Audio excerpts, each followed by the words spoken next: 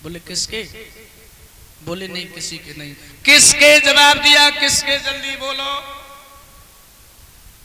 अरे भाई किसी के नहीं, धोखे से निकल गया। जवाब दिया किसके? सर्विष्ठा के। इसका मतलब तुमने हमारे पिता के वचन को तोड़ दिया और नौकरानी से रिश्ता जोड़ दिया। दोनों लौवा गोदी में लाए, सीधी चली शुक्राचार्य के पास।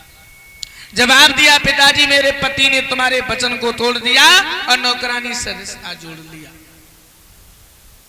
क्रोध आ गया और जैसे ही शुक्राचार्य को क्रोध आया, कमंडल से जल लिया, श्राप देने लगे। ओरे पापी राजा,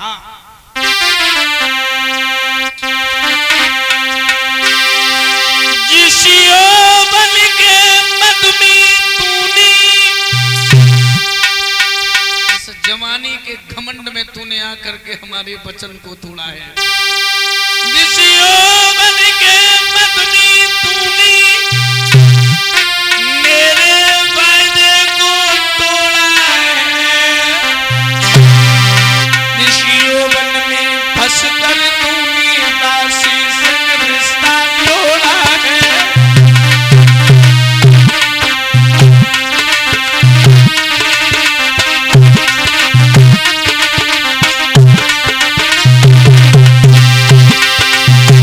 श्राप दे रहा हूं तुझे, मैं कहता हूं इस यौवन का तुझको ही मद खाई जाए।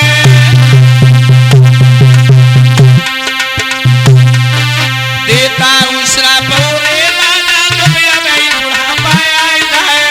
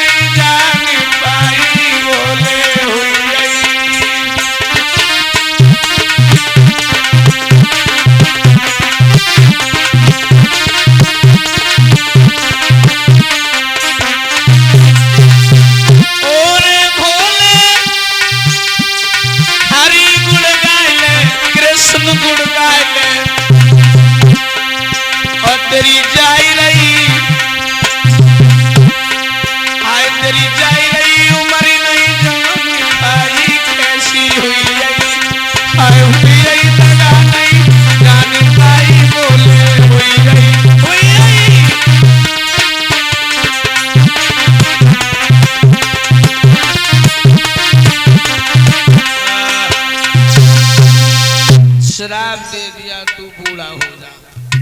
महाराज यात्री के ऊपर बुढ़ापा आ गया। देवयानी लौट के आई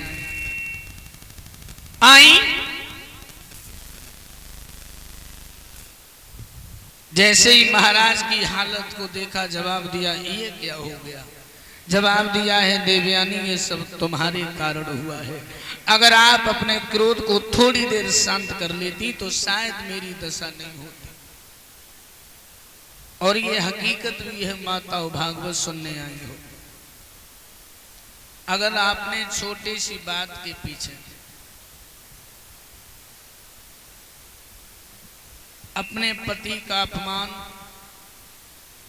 अपने पिता या अपने भाई से करवा दिया,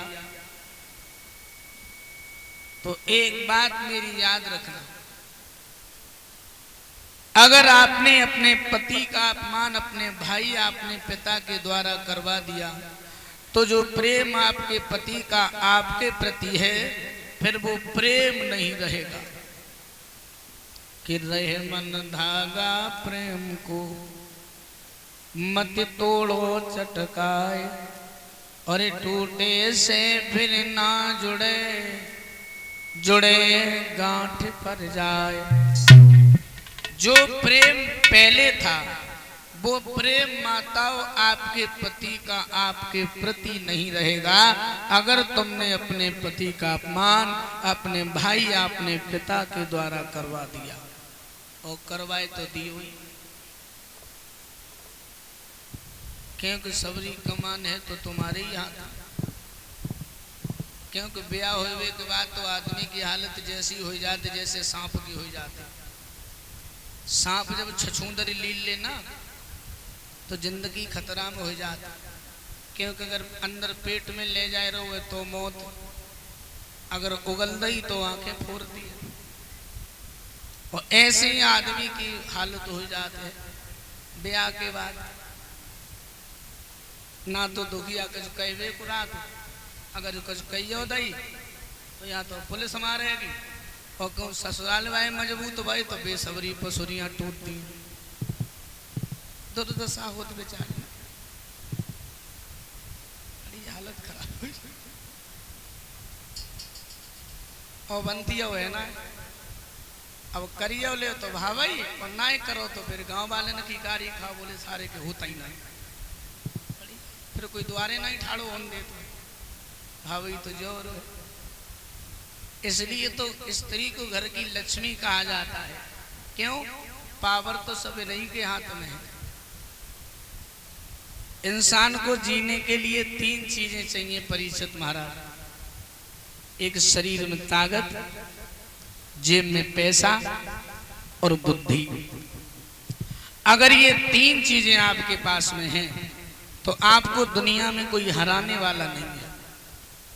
एक ताकत, एक पैसा और बुद्धि।